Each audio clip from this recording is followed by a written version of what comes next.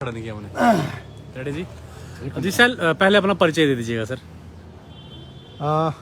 मेरा नाम संजय कुमार है और मैं प्रैक्टिसिंग एडवोकेट सुप्रीम कोर्ट और आज मैं हिमाचल प्रदेश में आया हूँ। एक मैटर है PIL है, public interest litigation, Kalpana Devi versus state of Himachal Pradesh and others.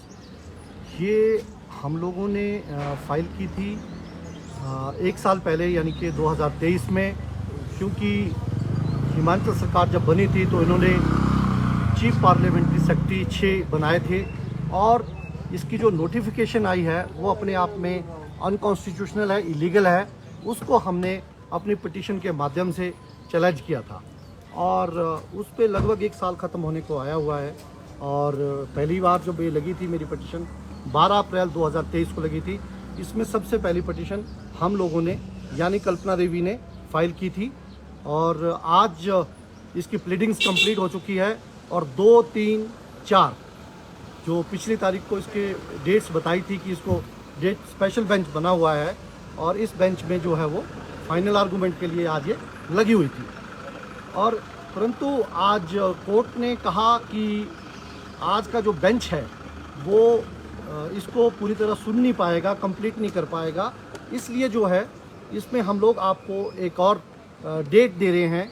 परंतु कोर्ट ने कहा कि ये इसमें कॉन्स्टिट्यूशनलिटी इन्वॉल्व है, बड़ा इशू है और हिमाचल सरकार ने इसमें कोशिश की कि इसमें 22 से भी डेट जो है वो 27 के बाद ली जाए। परंतु कोर्ट ने कहा कि आप लोगों ने एन नंबर ऑफ टाइम इस तरह के एक्सक्यूज से आए हैं कि उन्होंने कहा कि आप इम्प्लीटमेंट की एप्लीकेशन जो है वो हम लोगों ने सुप्रीम कोर्ट में लगाई हुई है जो 26 से 27 के बाद लगेगी, तो इसलिए ये केस उस दिन लगाया जाए।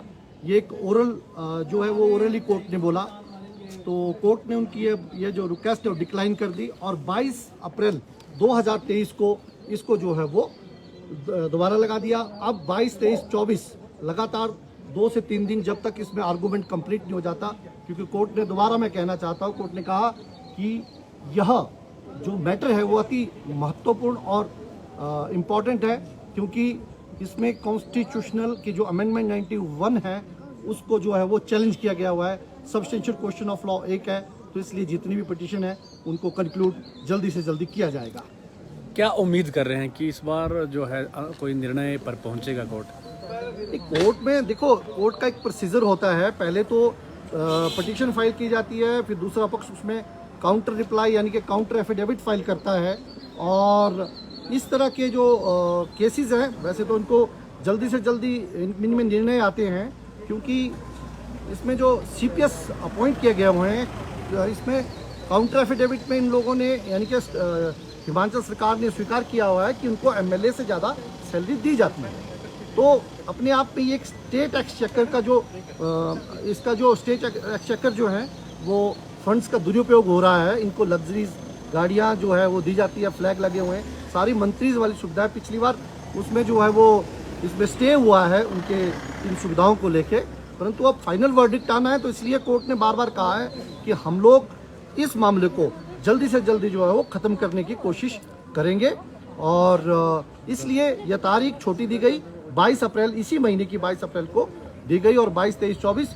और मैं पूर्ण रूप से यह कहना चाहता हूँ कोर्ट इसमें पॉजिटिव है और जो भी निर्णय रहेगा वी विल एक्सेप्ट इट और होपफुली इसमें हिमाचल की जनता की जीत होगी, क्योंकि जनता का पैसा है और वो हम लोग जो हैं वो जनता के लिए काम कर रहे हैं। मामला ये कब का मामला है और क्या इस तरह के मामले अन्य कोर्टों में भी पेंडिंग हैं? हाँ, ये बड़ा विशेष सवाल है। मैंने जैसे कहा कि मेरी यह पिटीशन यानी कि PIL सबसे पहले हिमाचल हाई कोर्ट में इन द अप्रैल यानी कि 12 अप्रैल 2023 को लगी थी। उसके बाद अन्य पिटीशंस भी आई थी, तो मैं उन पे तो नहीं बात करना चाहूँगा, मैं अपनी पिटीशन की बात करना चाहता हूँ।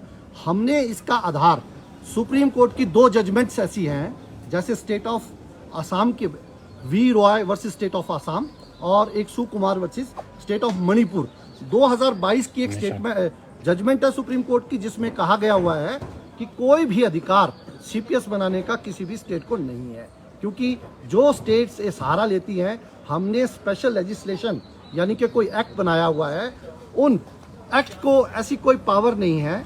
उन जजमेंट्स ने उनको दरकिनार किया हुआ है। तो इसलिए हम लोग आए हैं और हमने भी जो ये नोटिफिकेशन आई है और जो ये एक्ट है इनको चैलेंज किया हुआ है अपनी PIL माध्यम से।